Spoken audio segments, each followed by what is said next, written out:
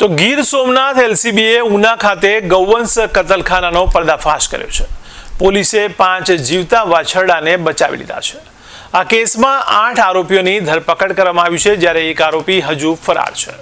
ત્યારે police sub inspector એસી સિંધવ અને તેમની ટીમને મળેલી બાતમીના આધારે આ કાર્યવાહી કરવામાં આવી હતી।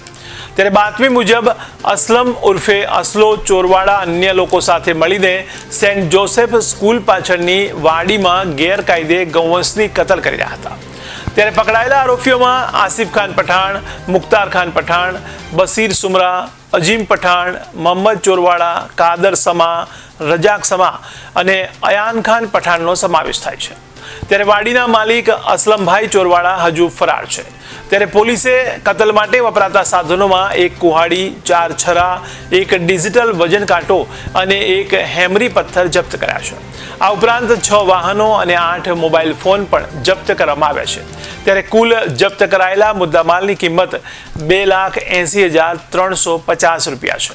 ત્યારે આરોપીઓ વિરુદ્ધ ઉના પોલીસ સ્ટેશનમાં ગુનો નોંધી કાયદેસરની કાર્યવાહી શરૂ કરવામાં આવી છે।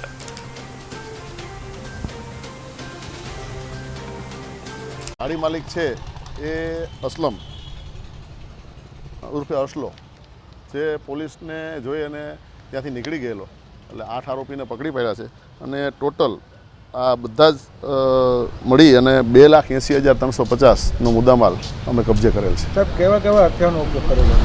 એની અંદર છરા, નાની કુવાડી વગેરેનો ઉપયોગ કરી અને આ ગૌવંશની કતલ કરવામાં આવી। કતલખાનું જે ચાલતું હતું કેટલા સમયથી ચાલતું હતું? અમારી ટીમ છેલ્લા 4-5 દિવસથી એવી ખાનગી બાતમી મળતી હતી કે આવું ચાલુ છે, પણ એ એકાતરા ક્યારેક એમને જ્યારે મોકો મળે પોલીસની હાજરીથી બચતા કામ કરતા હોય અને એક્ઝેક્ટ ટાઈમ ઉપર અમને બાતમી મળી અને આ રેડ કરેલ છે। સાહેબ, કેટલા કિલો?